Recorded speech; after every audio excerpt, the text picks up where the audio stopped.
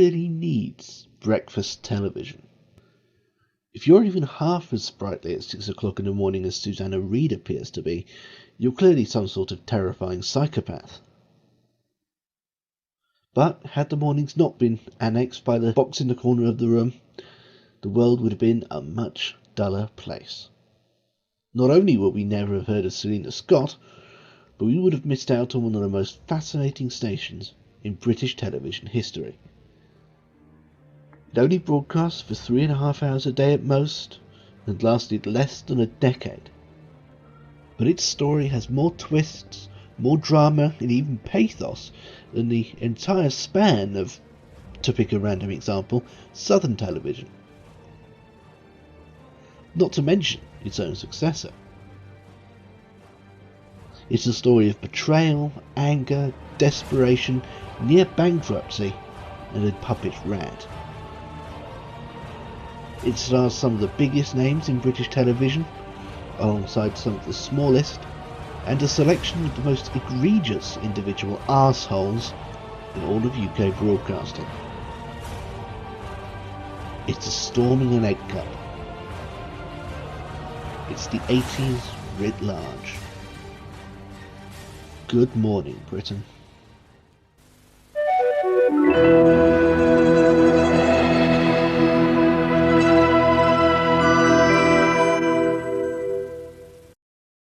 Good morning. Good morning. Good morning. Good morning. Good morning, Britain. The starting pistol for TVAM was fired in 1980, when the IBA, in the last of the franchise rounds to pay anything more than lip service to the idea of meritocracy, awarded the licenses to broadcast from January the 1st, 1982, except for the new one, the ITV breakfast license. That was considered such a startlingly new concept, television, but in the mornings, that it was decided they'd need a little bit more time to prepare. 18 months more time to be precise, with the launch date of June 1983. The TVAM consortium had come out on top of a hard-fought contest. Being a completely new franchise, the last such to be introduced, it was something of a free-for-all, with the likes of Labour peer Lord Lever and already established news company ITN being beaten out by a consortium led by economist and hatman Peter Jay, and also consisting of 5 of the most respected names in British broadcasting at the time. Unfortunately for a lot of them, the protracted gestation period had given the BBC a chance to trump their place in the history books by launching Breakfast Time in January 1983, before TVAM were ready for it. And this caused TVAM to make their very first, and far from last, mistake. They panicked and rushed the launch forward to a mere fortnight later. Even though they were blatantly not ready to broadcast yet, British Telecom hadn't even set up all the connections yet, which resulted in 10 whole minutes of dead air every morning, while technicians up and down the country fiddled around with wires to plug the correct stations in at the correct time. But in broadcasting, as with so much else in the world, common sense is very much an optional extra. And so it was that barely more than a week after the BBC had let Frank Boff off the leash, not literally, he didn't bring his work home with him, ITV viewers and the solitary Channel 4 viewer that existed at this point were treated to Dr. David Frost explicitly commanding them to buy the TV Times in the manner of a Sergeant Major. Good morning, Britain. That's how we'll greet you on ITV and in TV Times, so don't miss this, or you might miss out. What Frost has said, let no man put asunder. And so, at 6 o'clock in the flaming morning, on the 1st of February 1983, astonished viewers blinked the residue from their eyes to behold a grimy, slightly beige holding slide, followed by a genuinely charming pastoral watercoloured ident,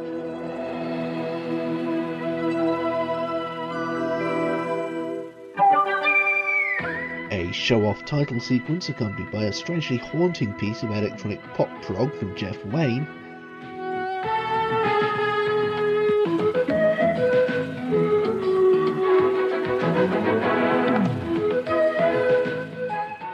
finally Frost again, saying the inevitable.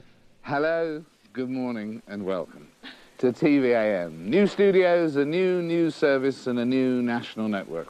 And New welcome to our... studios doesn't strike me as the most astonishing claim in the world, to be honest, although it was true. A converted Rover dealership in Camden Town, right by the banks of the Regent's Canal. A new news service, however, genuinely is a bit impressive. ITN have been TVAM's main rival for the franchise, and have been warmly praised by the IBA even as they gave it over to these chances instead. In addition, ITN's main presenter was going to be a certain Anna Ford, who then had to tell them she was part of the TVAM consortium instead. So ITN weren't in love with the idea of collaborating with them, providing their news coverage in the same way they did for all the other ITV franchises. TVAM didn't really mind, however. It was never their intention to hire ITN. Peter Jay's vision for them was of a hardcore news juggernaut, pumping the latest events into Britain's head and brain through a bloody big pipe, and leaving them informed and ready to face the day. It just made sense for them to do their own news gathering, and it could obviously only go really spectacularly well. Seated around the original sofa on launch day were what came to be known as the Famous Five, those aforementioned legends of broadcasting whose faces were depicted in frankly horrifyingly caricatured fashion on that TV Times cover. If you didn't recognise them from that, I don't blame you. The five in question weren't just the on-screen talent, they were shareholders and executive directors. Frost himself was at the helm, of course, at least on screen, and the pips to his Gladys Knight were, in no particular order, Michael Parkinson, the most northern man on earth, then in a transitional phase from the respected and pioneering interviewer of the 70s to the unwatchable curmudgeon he is today. Angela Rippon, with her first regular TV gig in several years after the BBC jettisoned her for setting up TVAM. The already mentioned ITN defectee, Anna Ford, and I hope she'll forgive my lapse into blatantly sexist Neanderthalism, but damn! Finally, there was Robert Key, the highly respected journalist and historian who learnt at the feet of A.J.P. Taylor himself. Key was the odd one out to an extent. Although he had presented Panorama on occasion, he was first and foremost a writer and journalist, here acting as a news anchor. He never looked quite as comfortable as his colleagues in front of the camera, at least not at that time of day. Already elderly when the station launched, he nonetheless managed to live just days shy of another 3 decades. With Peter Jay running them from behind the scenes, sort of TVAM's equivalent of Jeremy Dyson, except Michael Sheen hasn't played him in a movie yet, the 6 of them set out on what Jay called a mission to explain. Unfortunately, the mission was to be accomplished only in the George W. Bush sense of the word, because things started to go wrong within 5 attoseconds of the channel's launch. For a start, the whole tone of the network turned out to be a colossal misjudgment. Hard, heavy and resolutely straight-faced news and discussion, with the odd celebrity interview or cooking slot, were to be the order of the morning. Too, but we gain in lower inflation, higher standard of living, better economic output. You decide. Thanks very much, Meryl. Well, it Even is just the weather was serious as balls, delivered inexplicably by a former naval commander bellowing wind patterns down the lens. Anyway, in fact, there have been gusts of over 80 miles an hour in parts of southern Scotland and in the new... Partly this was down to Jay and Frost's highfalutin North London intellectual outlook. It simply didn't occur to them that there were more people in Britain unlike than like themselves. Mostly, though, it's because TVAM fell for a classic bluff on the part of the BBC. When it became clear that the corporation was going to get there first, TVAM made the assumption that their breakfast TV was going to consist of similarly poker-faced news and current affairs, delivered by a man in a suit behind a plain white desk. An assumption based on nothing more than it's the BBC and that's how they do things. Therefore, the logic went, that's what TVAM should consist of as well. But wouldn't you know it, instead of Newsnight with cornflakes, we got this sort of thing instead.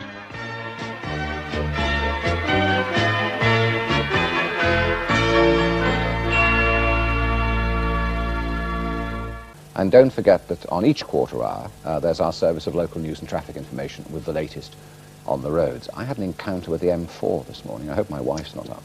What do you mean, an encounter? Well, there was nobody about, but I hit a patch of ice and I spent 200 yards trying to decide whether the car was going into the central reservation or the ditch. Oh, heavens. Hence, I was 10 minutes late. Is your car all right? I mean, you're obviously all right, Yes. thank goodness. No, and it didn't touch anything, but it was a scary moment. It's shaky. Yeah. Yeah, well, please, you got away from with that. Of course, there are no cars on the road at that time in the No. morning. So I'm a fool, really, so do take care. By the time they realised that they were actually up against the televisual equivalent of a 3-hour sugar coma dream, TVAM were 2 weeks from launch. Too late to change the format, even if Jay and Foster particularly wanted to, which they probably didn't anyway. TVAM was tethered to its mission to explain, a heavy diet of current affairs analysis which opened every morning with Daybreak, scored again by Jeff Wayne.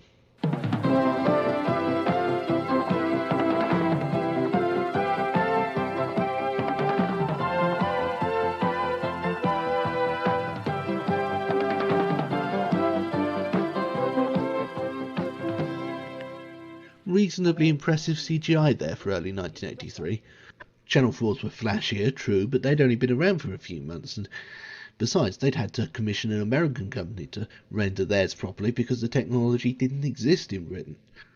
Daybreak here started out as an hour-long main news programme along the lines of the News at 10, fronted by Robert Key, or Angela Rippon when Robert Key felt like a nap.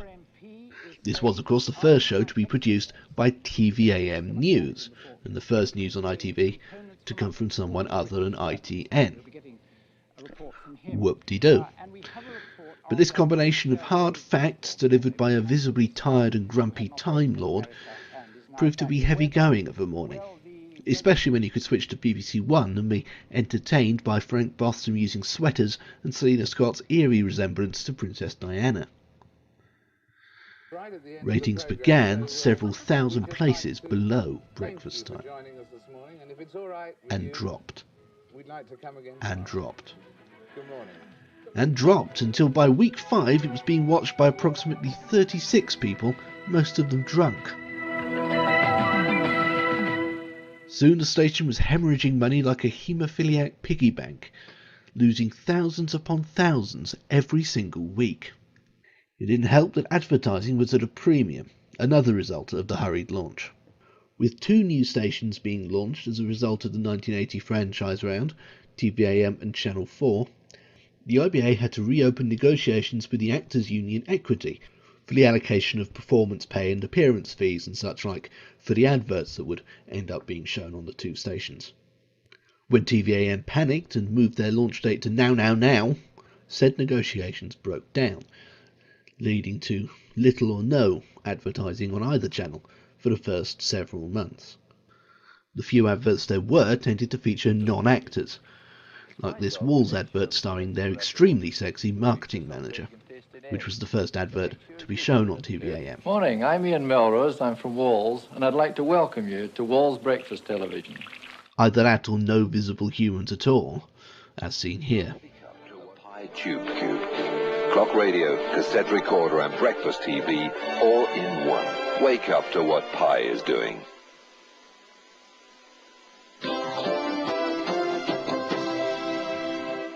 History doesn't record what happened to the Pi Tube Cube. All I know is, I want one.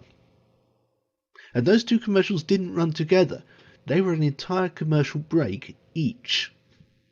That's all TVAM could scrape together. And it hardly needs saying that this being ITV, advertising is their main source of revenue. But it looks like I said it anyway. As ratings continued to plummet, advertisers actually started turning away from the Good Morning Britain slots, figuring that for the price, more people would see their adverts if they ran them during the IBA's engineering announcements, even though those didn't carry commercials. As ratings steadily approached single figures and the coffers drained to the point that the electricity board served them with a final notice, and that's not a joke, that genuinely happened, the TVAM board kicked Peter Jay in the arse after just 7 weeks on air, and replaced him with Jonathan Aitken MP. This was Phase 2 of his storied history with ITV, Phase 1 being a brief stint as presenter of Calendar on Yorkshire Television, and I'm not making that up either. Aitken immediately rang the changes by firing Peter Jay's allies Angela Rippon and Anna Ford for having minds of their own. This led to an amusing and famous footnote when Ford and Aitken's paths crossed again at a party sometime later, and Ford took the opportunity to express her dissatisfaction at her treatment by throwing her glass of wine straight into Aitken's stupid Tory face. Let's not be churlish, however. He might be a perjuring, arms-dealing, Tory and latterly UKIP prick, but Peter Jay's position couldn't have been less tenable, and Aitken, and his cousin Timothy, who quickly replaced him as chief executive when Jonathan remembered he was an MP and therefore legally prohibited from running a TV station, did succeed in turning around the fortunes of TVAM, with the simple sword of lowbrow entertainment and the trusty shield of British middle-class appeal. The most important appointment the Aitkins made turned out to be Greg Dyke, later to become one of the best DGs the BBC ever had, but at this stage plying his trade as a producer for end-of-the-pier network LWT. While there, he created the smash hit 6 O'Clock Show, demonstrating an ability to fill gaps in the broadcast market that no one else could even perceive as existing. Dyke's reign as TVAM's Director of Programmes and Editor of Good Morning Britain saw the legend of TVAM really start to come together. His first trick was to replace Rippon and Ford with the noticeably less Newsnight Anne Diamond and Nick Owen, immediately putting TVAM's tone back from the heavy salted porridge of Peter Jay's vision towards the more Cocoa Pops breakfast time format with which they'd been competing. Just as importantly, Dyke realised that early in the morning kids were likely to be watching, especially during the school holidays. So, with Easter around the corner, Dyke and the legendary Anne Wood devised an extra presenter for Good Morning Britain in the shape of a large puppet rat named Roland. And for the very first time in the channel's history, the ratings started to go up, if only because they had nowhere else to go. By late May, the channel was unrecognisable. Daybreak was abandoned altogether, having long since shrunk from an hour-long show featuring Rippon or Key in a bustling newsroom to 20 minutes worth of Gavin Scott reciting the headlines from inside a chroma keyed box. In came innovations like Wincy Willis, immigrant-hating immigrant Rusty Lee, Jeremy Beadle with an On This Day spot, Mad Lizzie, the eerie exercise lady, and a bit where they read out the bingo numbers from the morning papers. This resolutely unchallenging formula successfully doubled the ratings by the end of the first week to a whole 200,000. But successfully getting healthy ratings were only part of the issue. The company was still seriously strapped for cash. Advertising remained at a premium. Presenters weren't getting paid, and the newsagent down the street stopped delivering the aforementioned morning papers because of a lack of payment. Again, not making that up. Dyke's ingenious solution was to take TVAM on the road for the summer, hauling their one and only OB truck around various seaside resorts and grabbing a passing Chris Tarrant to present. These summer roadshows turned out to be the most successful programme TVAM had put out so far, which admittedly wasn't saying much, but ratings passed 1 million for the very first time in TVAM's history, and kept climbing. To be fair, they were aided by Frank and Selina taking a simultaneous holiday from breakfast time, but at this point it was a triumph for TVAM just to prove themselves preferable to a blank screen. The news service was still a point of concern, however. Generally they got away with its scrappy shoestring nature simply because no one came to TVAM expecting an in-depth analysis of world events. It would be like coming to Jeremy Clarkson for sensitivity training. But occasionally something big would happen, something that meant a news-based show couldn't be avoided, something that would inevitably show up TVAM's news department as the shockingly cheap Tesco value service that it was. The most famous such event came in 1984, when the IRA attacked the entire British government as one with a bomb in the Brighton Grand Hotel, where the Tories were having their annual conference. Instantaneously, the BBC and ITN were there with their cameras pointed at a ruddy great hole they'd left in the building. Inside an hour there were reporters swarming around to capture the carnage and the intense disappointment that Mrs. Thatcher had survived untouched. Of course, TVAM were there too. They had a whole production team deputised to cover the conference. Unfortunately, which is practically TVAM's catchphrase at this point, they couldn't afford to pay for hotel rooms. So when the bomb went off, said production team were all snoozing back at home, mostly in London, with no way of getting into Brighton on time. The local station, TVS, couldn't provide cover due to broadcasting regulations, and ITN, well, they just laughed in TVAM's face. So while BBC Breakfast Time was reporting live in front of dozens of firefighters dousing an inferno right in the heart of where the British government had been sleeping, TVAM on the other side had Nick Owen desperately yelling down a Bakelite telephone at a photograph of John Stapleton, stationed in a phone box. Oh, and a file photo of the hotel from 1956 or so. Meanwhile on BBC One you could watch Norman Tebbit being wheeled out on a stretcher.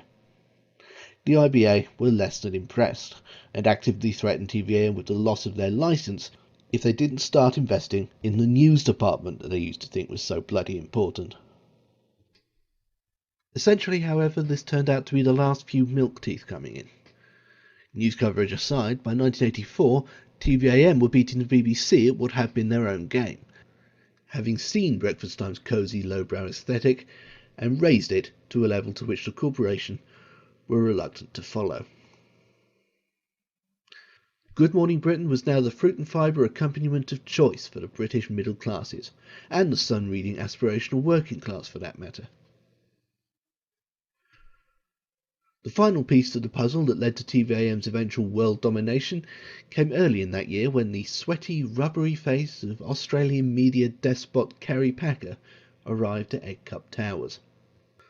Packer was Australia's richest man and most influential media mogul until Rupert Murdoch came along and made him look like a 15-year-old with NHS specs playing Capitalism Plus in his underwear. For reasons of his own, Packer bought a significant share in TVAM, so significant in fact that he was able to appoint his own chief executive. Packer's man was fellow dot-eyed soulless Australian Bruce Gyngell, already a broadcasting legend in his home country as a sort of Australian equivalent of Captain Brownrigg. Good evening and welcome to television. Gyngell was the fourth chief executive, later managing director, in TVAM's 15-month history, and would turn out to be the last it would ever have. Gyngell's defining trait was an extreme tightness. It was his mission in life to find a way to spend as little as humanly possible, if not less, while still successfully staying afloat as a business and a watchable TV station. His first proclamation was that the budget, then standing at about 18 pence, should be slashed even lower. Greg Dyke's response to this was to take up a new job offer at TVS, and then just about to enter their Tony Montana in Act 3 phase of Hollywood excess. Apart from the loss of Dyke and the Brighton bombing humiliation, Gyngell's first few years in charge were relatively uneventful, with the most earth-shattering events including the departure of Roland Rat to the BBC, it's Roland Rat the series, and the rise of the preternaturally chirpy Lorraine Kelly, who's still there to this day. Another new addition to the Good Morning sofa was the late Mike Morris, a likeable presenter who always felt faintly as if the man from next door but one had wandered into the TV studio by mistake and was just making the best of it. Another innovation in the early days of Gyngell's reign was the Wide Awake Club, TVAM's most successful attempt by far at a weekend kids show. Not that the original regime had forgotten about kids altogether. At launch, TVAM's flagship kids show was Data Run, in which the most Scottish woman in the world and an Apple Mac version of Chock-a-Block held boring interviews with pop stars in a drab studio. Hello, now listen, I've heard from a little bud that you've got a new instrument called the stick, the Chapman stick. Tell us about it. It's a 10-stringed instrument, has 5 bass strings, and 5 melody strings. For littler kids there was Rubber Dub Tub, presented by no less than Dick King-Smith, the great author of such as The Sheep Pig, i.e. Babe, The Queen's Nose, Harry's Mad, and various others, almost all of which involved animals to some extent. His books were so good I can easily forgive him for being apparently the least fun kids show presenter since Bodger and Hitler. Because that's the stuff, that's what it's all about, that's what came out of those cows. Whack was much more like it, not only for the kids but for Gingell too. No OB filming, one single set, cheap as discount chips. It was fronted by the alluring Michaela Strachan, and Tommy Boyd as a sort of trying too hard stepfather figure. The good news keeps coming in. Here's a letter from Bromley in Kent.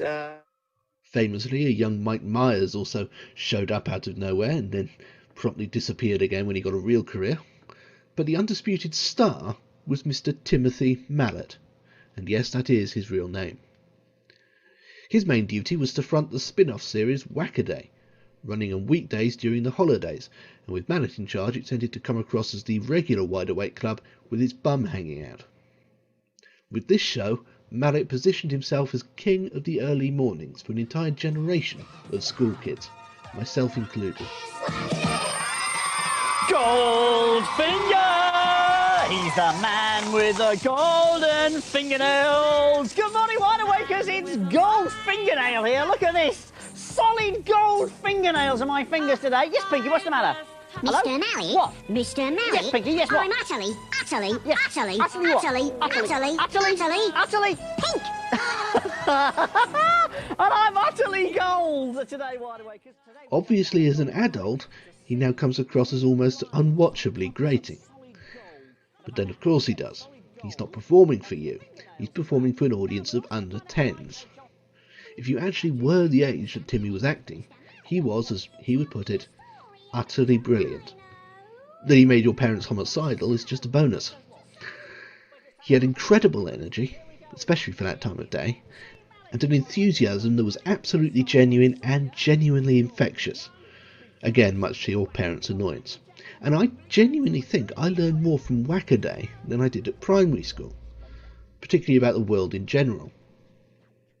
The equator, for example, something I never learned about from a teacher, but then no teacher would have gone all the way to Kenya to both do the water going the other way trick and somehow coerce some Maasai villagers to stand on either side of the equator and mime the respective seasons. If you can't respect that, there's something wrong with you. In conclusion, Timmy Mallet, irritating as all hell if you're above the age of 11, but invaluable otherwise. Mind you, even I can't defend Bombalurina.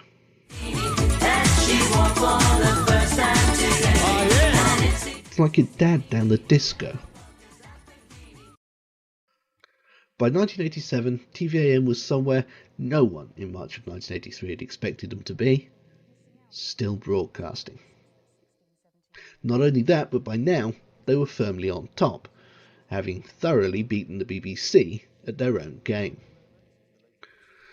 The corporation threw in the towel altogether in late 1986, conceding the bottom end of the market to the commercial broadcaster and refitting Breakfast Time to be more or less what Peter J and company were expecting from the start. Straight-faced news for yuppies. TVAM had won. But this is TVAM we're talking about. Success and superiority couldn't possibly last for long. Sure enough, Management's like this, spread like a disease amongst industry, not just the broadcasting and entertainment industries, but industries generally. Industrial action. Have you forgotten how good it tastes? November 1987 was already one of the most depressing periods in history from a trade unionist perspective, but that didn't stop 220 technical staff at TVAM from going on a 24-hour strike in protest at Gingell's continuing austerity measures. Again, a 24-hour strike. The following day they went straight back to work again, point made, and were locked out of the studios. Bruce Gingell had decided that no one who went out on strike would be allowed back to work. even though the strikers constituted practically the entire technical workforce: directors, sound men, camera and lighting operators, and he obviously needed at least 100 of them around to successfully run his TV station. Or so it would seem.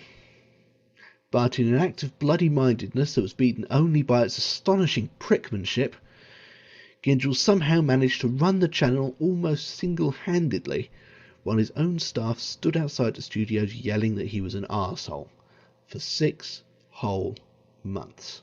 I'm Gordon Honeycomb here in London. Gordon. I think of myself as a loving, charming and compassionate person. There were receptionists running the cameras, cafeteria workers dangling from lighting rigs, and Gyngell himself, almost the only person in the building with any sort of television production experience or qualifications, directing the whole mess.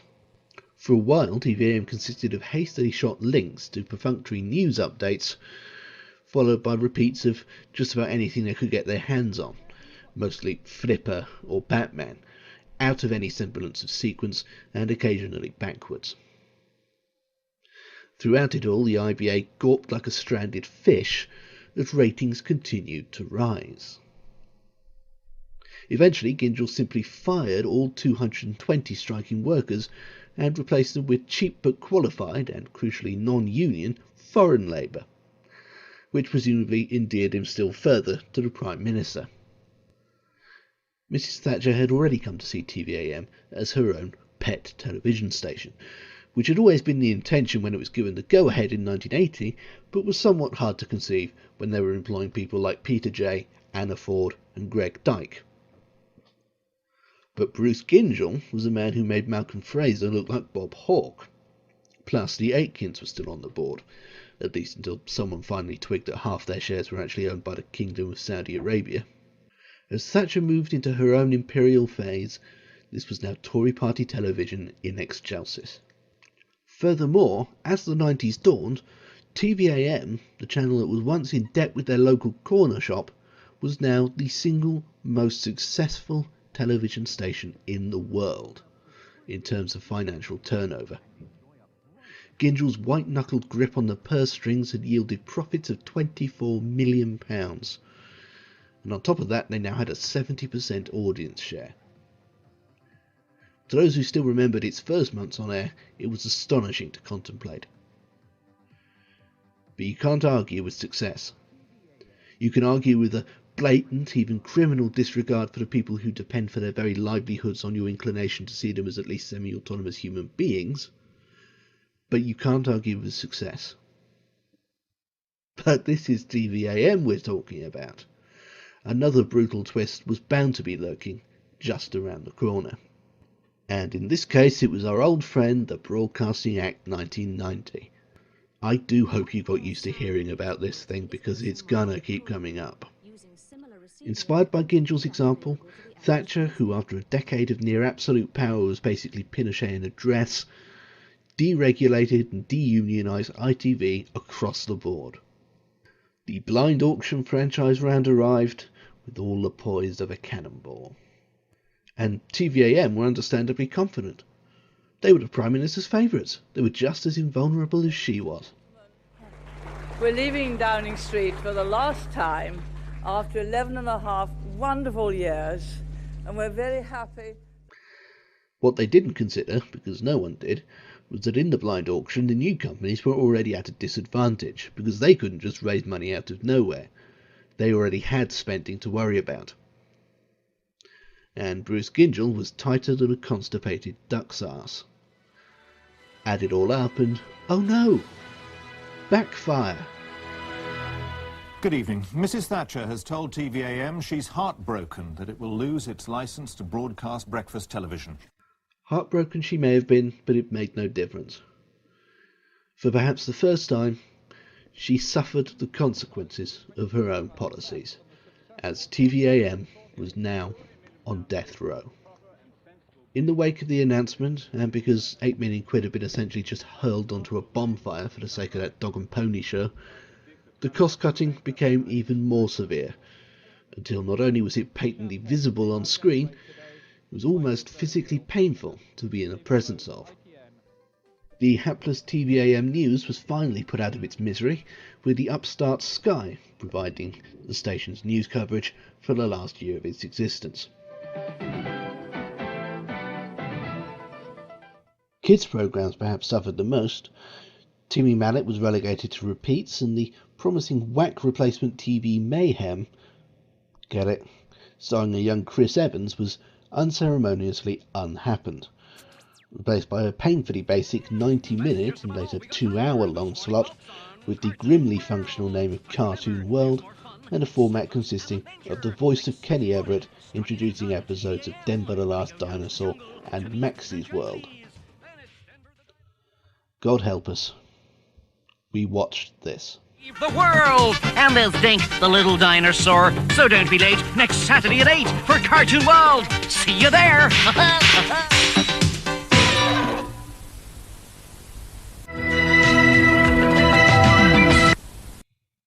After a final year of slow decay, New Year's Eve saw the lights go out all over Camden. We have not seen them lit again in our lifetime.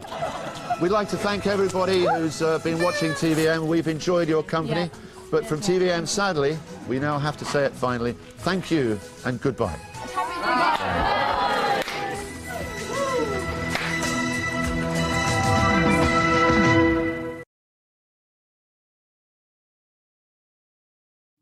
But maybe TVAM was never really meant for the 90s.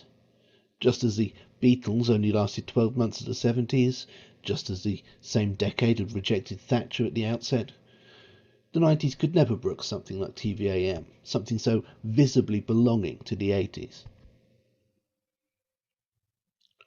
Everything about it, the gloss and the cutting of corners, served to sum up Thatcher's decade.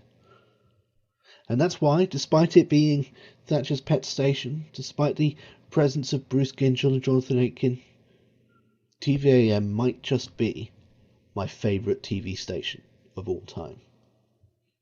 Because everything about it screams, we are Britain in the 1980s. Every contour, every inch of the parabola, every atom of the oxygen in the aerosol and smoke-clogged atmosphere can be found within these walls, beneath this roof, in the shade of these egg cups. We are Thatcher and Tebbit and Roland Rat. We are Greg Dyke, Anna Ford, the Beast of Bolsover and the Jungle God of Henley. We are Nicholas Witchell and Neil Kinnock. We are Andropov, Chernyenko, Gorbachev and Reagan. We are the Ayatollah. We are Mitterrand and we are Bob Hawke. We are pastels and mullets and a flock of seagulls. We are the Smiths, Sunita, Duran Duran, and Johnny Hates Jazz. We are the Great Storm, the Herald of Free Enterprise, Black Monday and Hungerford. We are Maradona, Rude Hullet, Bjorn Borg. We are the Neon Heaven and pastel-shaded Hell. We are the 80s, wrapped with a ribbon of plastic in bright yellow and served to you in a basket. We are Britain, in leg warmers and spandex and a bright red plastic codpiece. We are everything you need to know about this time and place. We are Britain in the 1980s. Love us.